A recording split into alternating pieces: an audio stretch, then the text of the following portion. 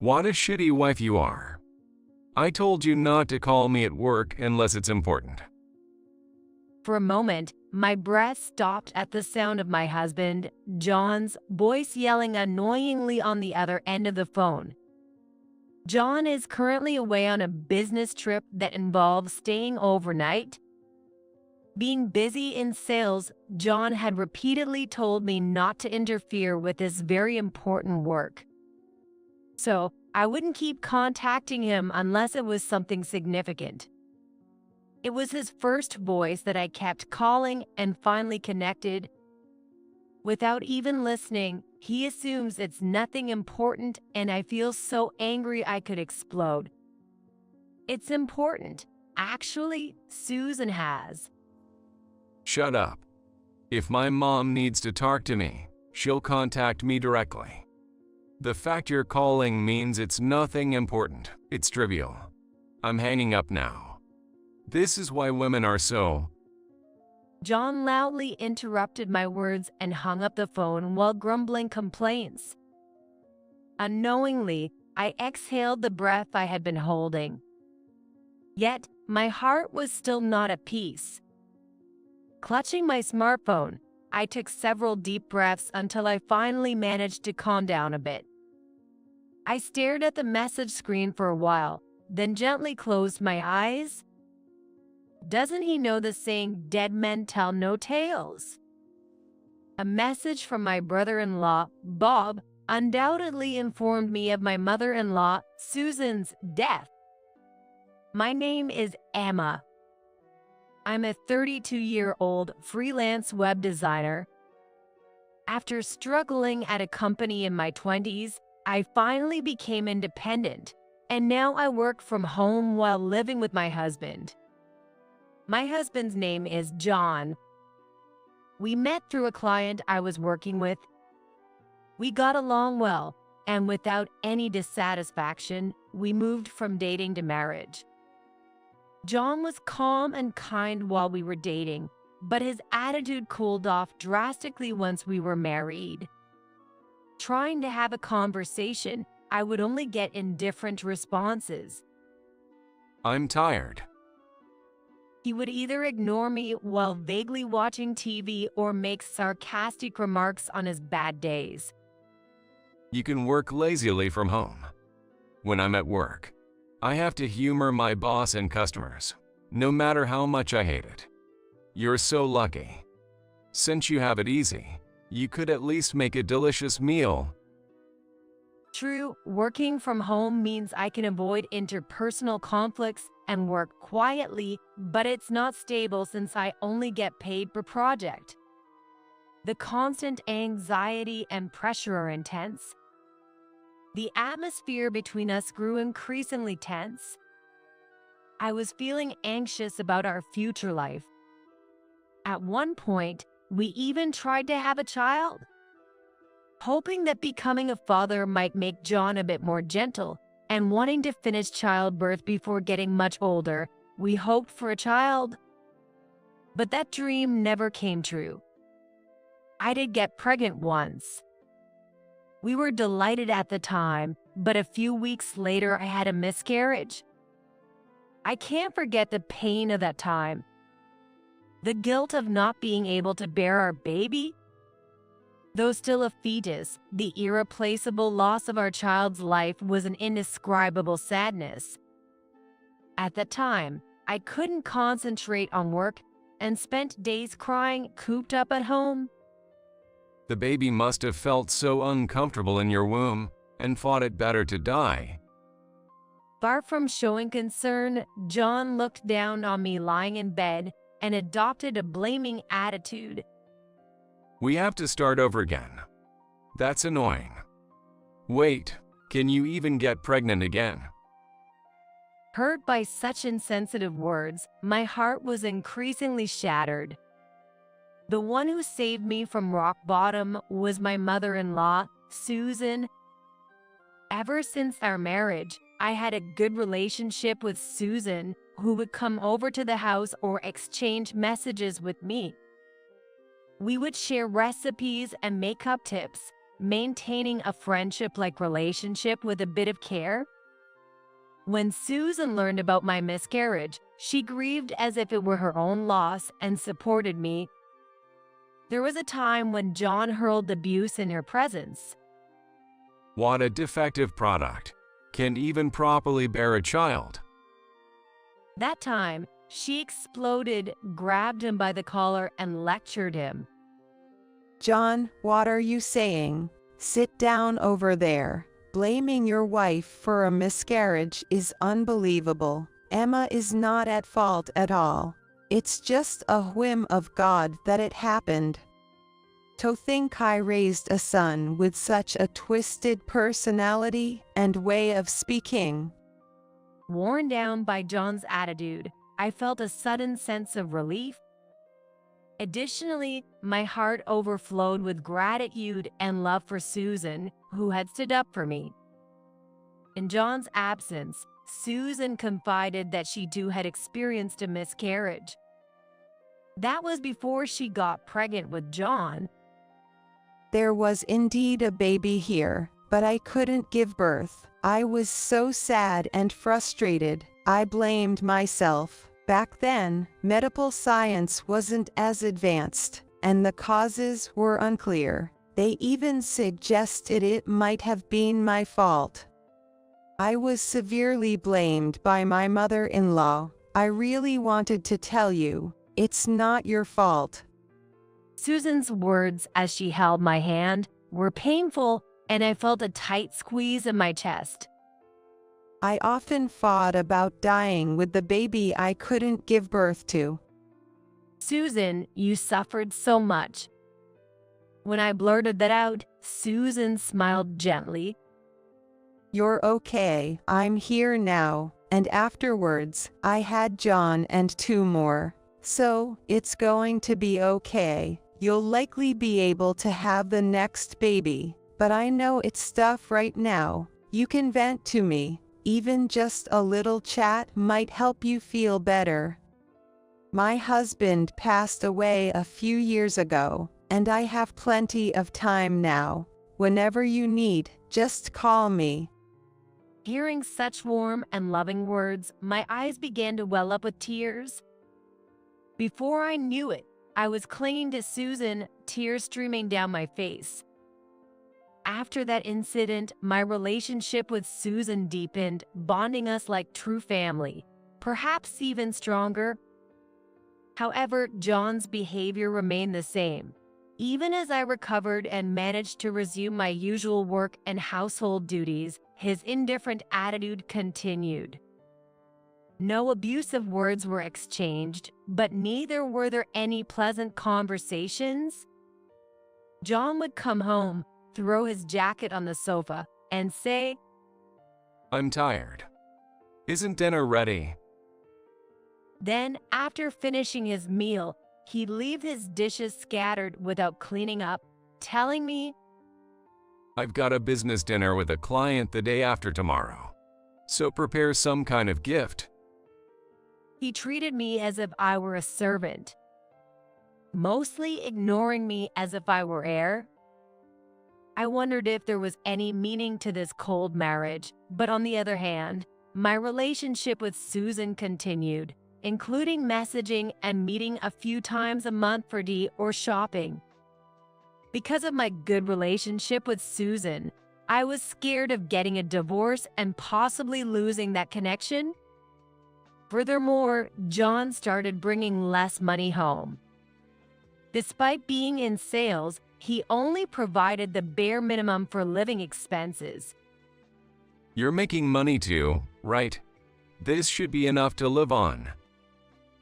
He decided one way, with no chance of discussion. Even his attitude seems to be that he would rather put money in, so I shouldn't complain. No sign that his belongings or clothes have suddenly become flashy. There was no suspicion of an affair, such as lipstick on his shirt or the smell of a woman's perfume.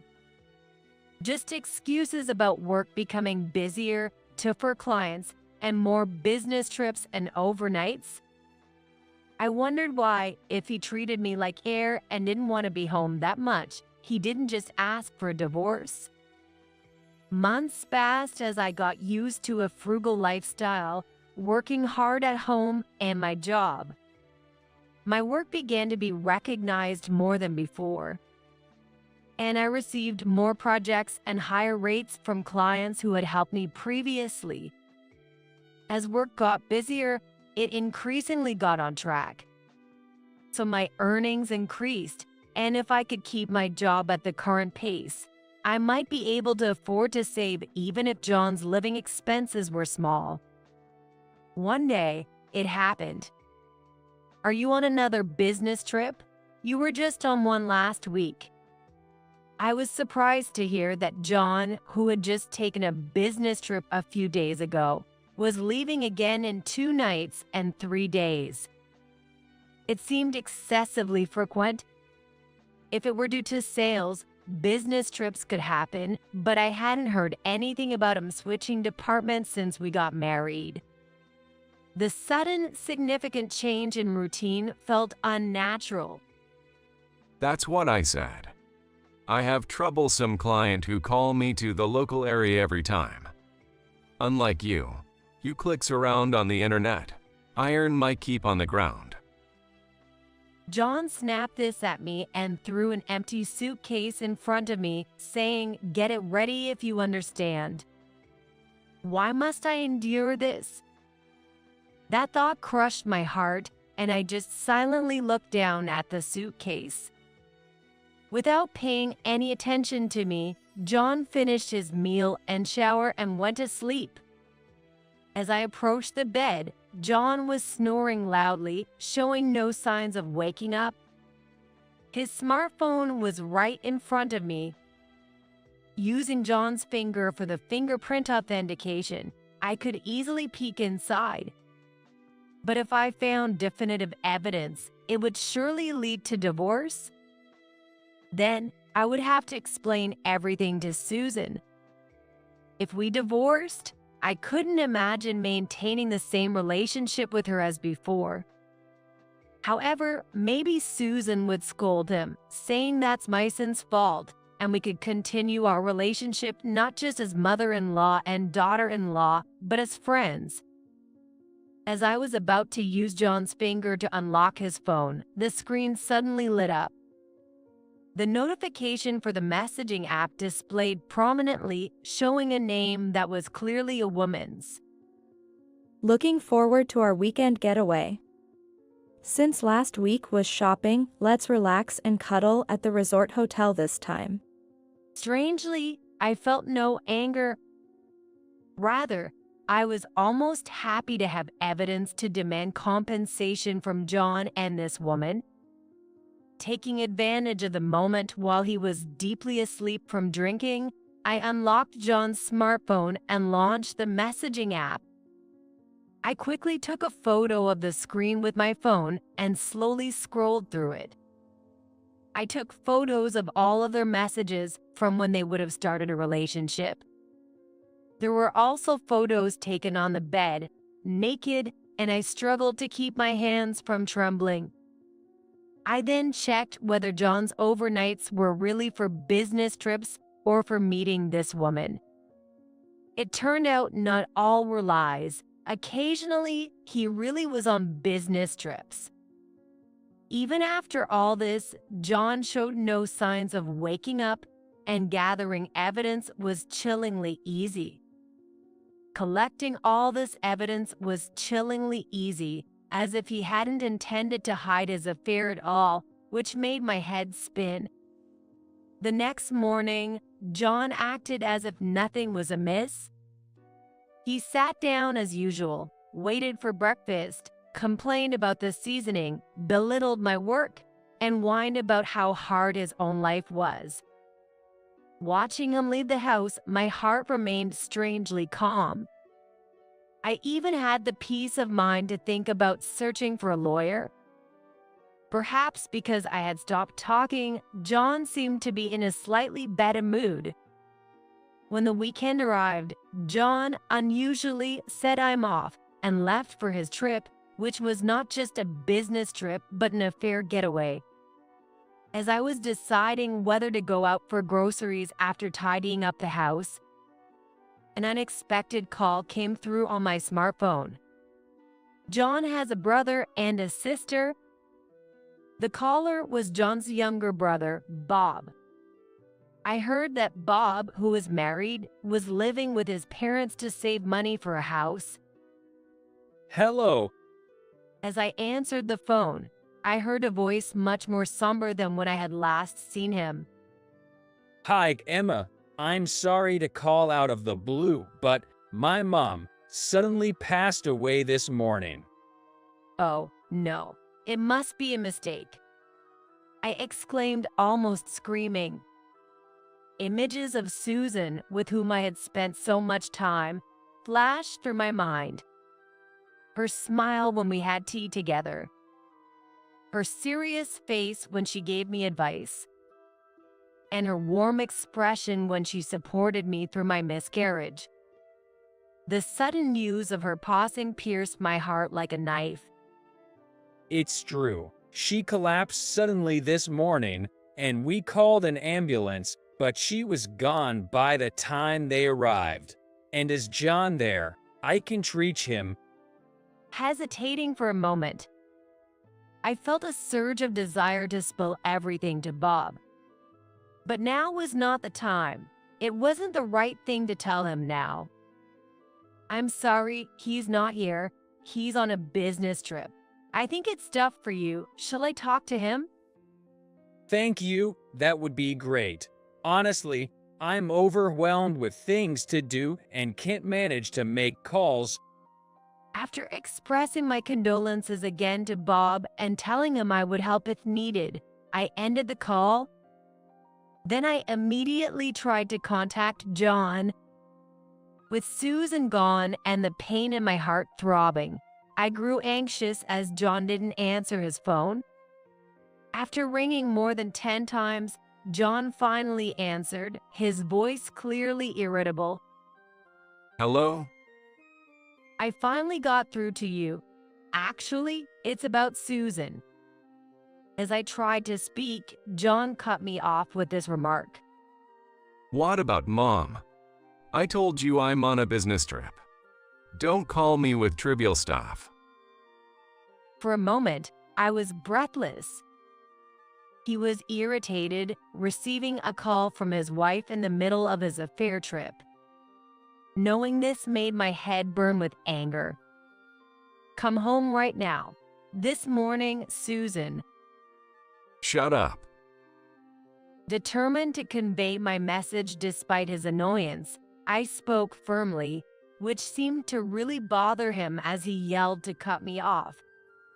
If it was really important, Mom would have contacted me directly. If not, it means it's nothing serious. I'm working, don't call me. With that, John ranted in a harsh tone and abruptly hung up the phone. I stood shocked and confused, my hand trembling as I held the smartphone. He hadn't even listened. It was about his mother.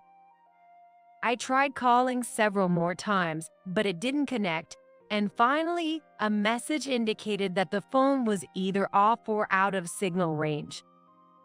It was hopeless. I took a deep breath. If he didn't want to talk to me that badly, I'd comply with his wish not to call. He had said it himself, so he had no right to complain later. Then I left a note in the dining table that read, "I am going to your parents' house," quickly packed my things, and left the house. By the time I arrived at my in-laws' house, it was already evening. In the midst of all the hustle, Bob and his sister Sarah greeted me. There was a list of family tasks left on the living room table, with many papers scattered around. I'm sorry. There's still so much to do with all the calls I need to make. I haven't gotten around to tidying up yet. No, I'm sorry for coming alone at such a time. It's okay, but what about John? Is he coming later? Bob, expecting that we would arrive together, furrowed his brows in confusion seeing me alone. Sarah also looked puzzled, checking outside to see if John's car was there, making me feel apologetic. Resolutely, I relayed the phone conversation I had with John a few hours earlier. After a painfully long silence, Sarah was the first to speak. No kidding. Unbelievable. What is he thinking? Trying to contain her anger, Sarah clenched her fists, trembling, and her face turned dread. That idiot. Damn, should I contact him right now? Bob muttered in a terribly low voice. Looking closely at the notes Bob was fiddling with, I saw the funeral home's name and the number of people to call written down. Next to the word chief mourner, eldest son was written, and John's name was beside it. Noticing my gaze, Bob quickly let go of the note. I'm sorry, the funeral home told me that normally the eldest son does it, so I told them he would. I'll contact the funeral home now. Yes, we have to notify them as soon as we know. Bob immediately called the funeral home to change the chief mourner to himself. That night, they allowed me to stay over. The next morning, Bob was busy with submitting the death certificate. I spent the day contacting relatives who hadn't been reached the day before about Susan's passing and devoted myself to preparing for the funeral. Many of Susan's friends and acquaintances came to express their condolences that day. Every time someone asked about John's absence, I explained he was on an important business trip that he couldn't miss. Some were astonished, others angry, and a few even tried to contact John on the spot. However, John either had his phone off or didn't respond to anyone's calls. After an overwhelming night, I collapsed into sleep the next day. The funeral began, and somehow I managed to bid farewell to Susan. However, during our last goodbye, I couldn't hold back my tears at the sight of Susan's serene face. Unashamedly, I cried loudly, embracing Sarah as we mourned Susan's departure. It's rare for a mother-in-law to be so loved by her daughter-in-law. I'm sure Mom was happy to have gotten along so well with you, Emma. Bob said, comforting me. The three of us returned to the family home and shared memories of Susan, shedding tears together. There was still no contact from John. From the next day, we dealt with the funeral expenses and entertained Susan's friends who visited the family home, spending frantic days. About 3 days later, the front door of the family home was violently thrown open. Heavy footsteps stormed in, and John burst into the living room. How long are you going to squat at someone else's house? You've neglected everything at home. What have you been doing? As soon as he saw me, John yelled, and then he raised his eyebrows, noticing Bob and Sarah with me. He seemed to calm down for a moment, looking around, puzzled by the overly tidy living room filled with extra chairs. What's going on? We have guests, and where's Mom? I'm thirsty. At his words, Sarah quietly stood up. But before she could speak, Bob rushed up to John and punched him right in the face. John screamed and fell backward with a loud noise. Bob then straddled him, grabbing his shirt.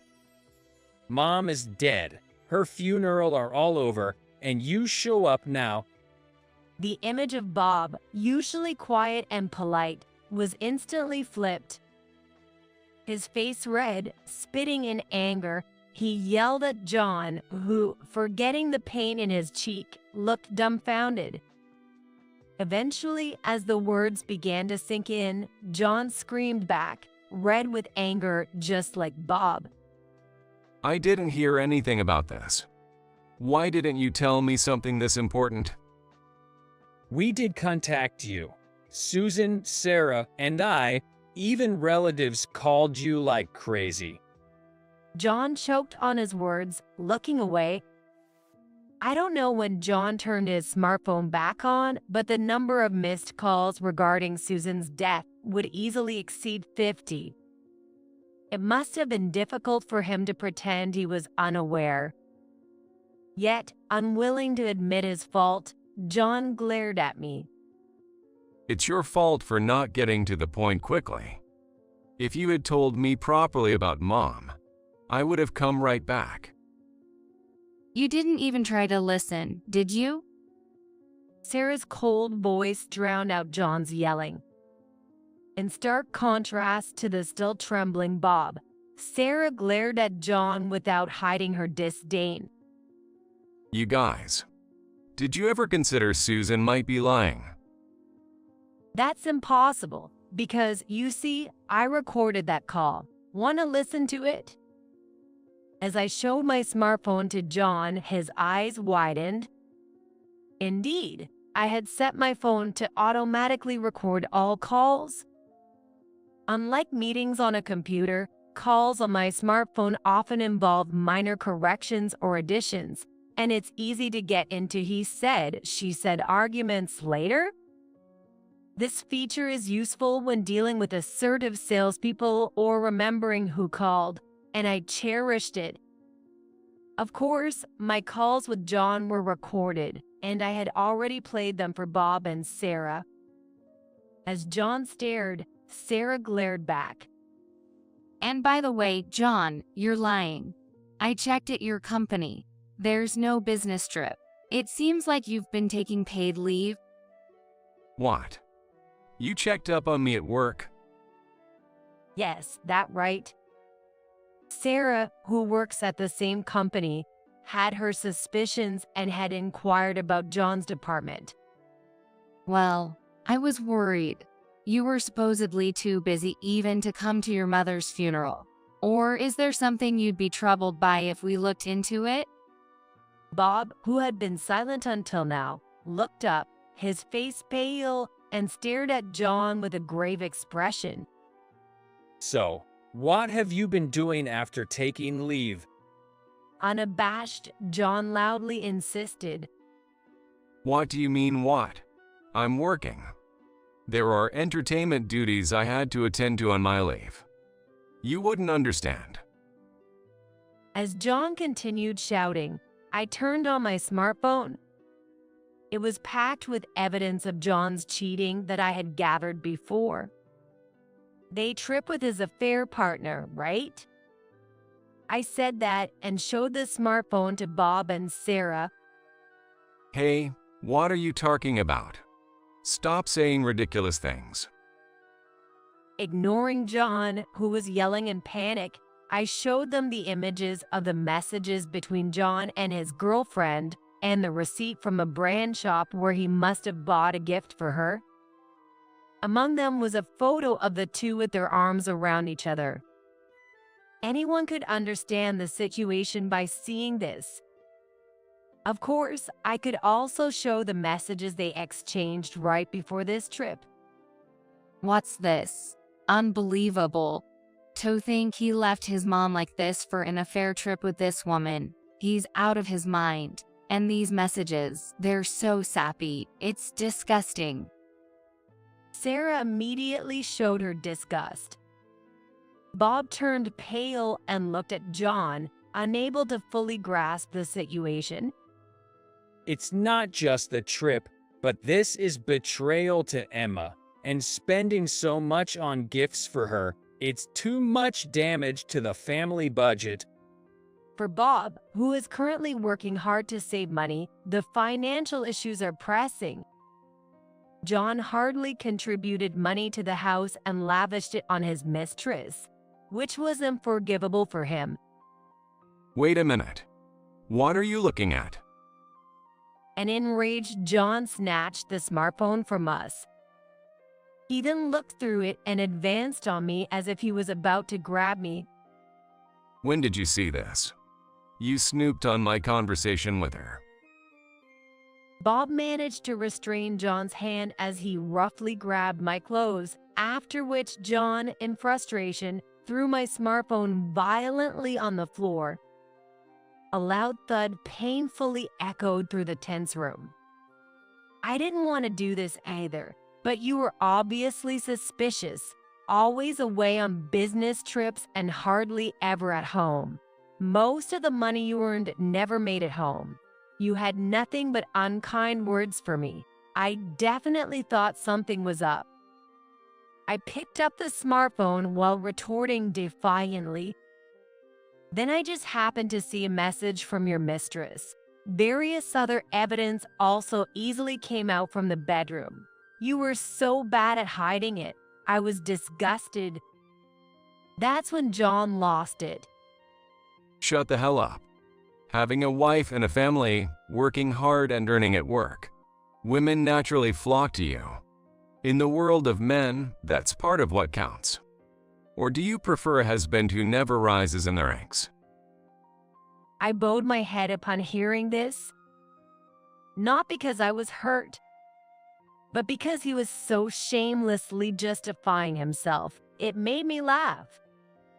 I managed to regain a serious expression, took a deep breath, and then shouted back at John, "You can say that after you start taking care of your family, you have no right to talk about being a provider.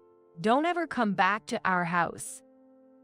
Eventually, John was disowned by Bob and Sarah shortly thereafter. Treating his spouse poorly and running off to an affair without any remorse, not to mention his insensitive behavior regarding his mother's passing, was enough reason for them to no longer consider him family. I cleared out all of John's belongings from our house and started living comfortably alone. And of course, I dealt properly with the affair by consulting a lawyer for compensation. Not just from John, but also from his mistress. Turns out, the mistress was a woman from a company John had business with, and Sarah was able to identify her quickly after seeing the evidence photos I had collected. I'm sick of him. That woman is just as bad. Got to rethink associating with her. Sarah said as she shared the woman's information she found on social media with me. After the compensation claim was finalized, I sent a certified letter to both John and his mistress. Then, a while later, John started bombarding my phone with calls. Come on, cut me some slack. Kicked out by my family, I had to rent a cheap apartment. How am I supposed to live like this? The compensation is ridiculous. You snooped around me, didn't you? It's not like I'm the only one to blame. Complaining, still clueless about his wrongdoing, I was dumbfounded and eventually blocked his number. Then, a few days later, he started showing up at my house. Thinking who it could be, I opened the door and there was John, looking much dirtier than before. "What are you doing here? I told you never to come back." As I pushed him away, he flashed an unpleasant grin. Got it. I won't enter the house, but at least do something about the money. The compensation is too high, and I barely make ends meet. Can't even afford a new suit. It's a big problem for a top salesperson like me, right? Shamelessly begging for money like that. Why don't you ask the girlfriend you traveled with for support, not me?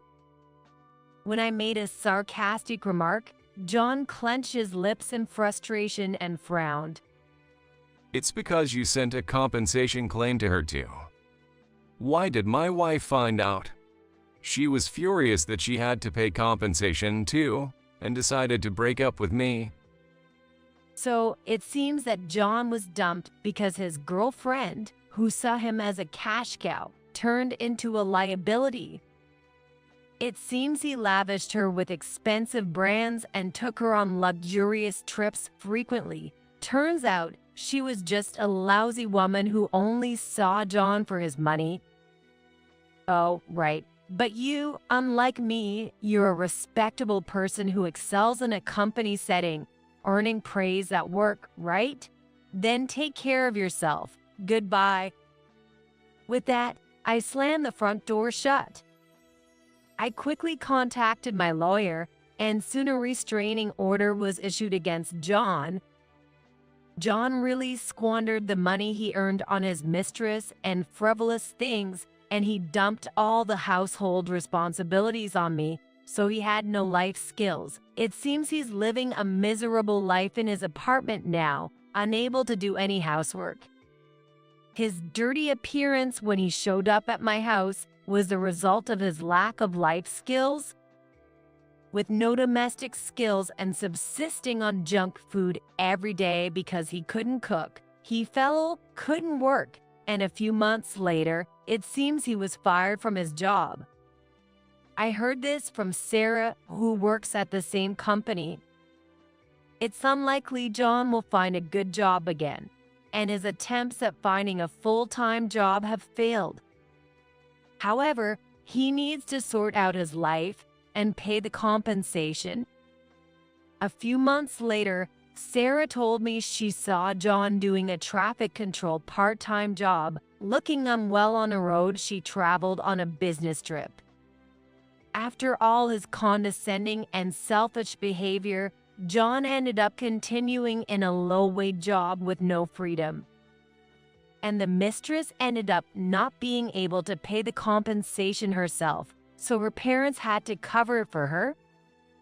Her parents were furious about her extravagant affair with a married man, and she had to pay them back. She was banned from enjoying shopping and trips she used to indulge in, and had to take a job under strict parental supervision that she didn't want.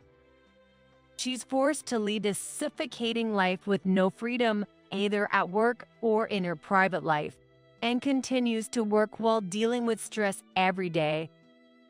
After that, I combined the savings I had accumulated with the compensation money and moved to a new apartment early. The current apartment also holds memories of the time I spent with John, and just living there brings back unpleasant memories. I wanted to get away from such a place as soon as possible. Work projects keep increasing, and I'm managing to build a good track record while earning the trust of several clients. I devote myself to work and love alone. I turned over a new leaf and started a new life. A few months later, I met a man at a cafe in my new town and started dating. He works in planning and development at a major company and has a great interest and respect for my job as a web designer. I was drawn to his calm nature and logical, cool demeanor. Surely, he would never blatantly cheat or shamelessly betray his family. A few years later, I married him and we were blessed with a child. And this time there was no problem, and the baby in my womb is growing healthily. My new husband is very caring during my pregnancy, and that has been a big help.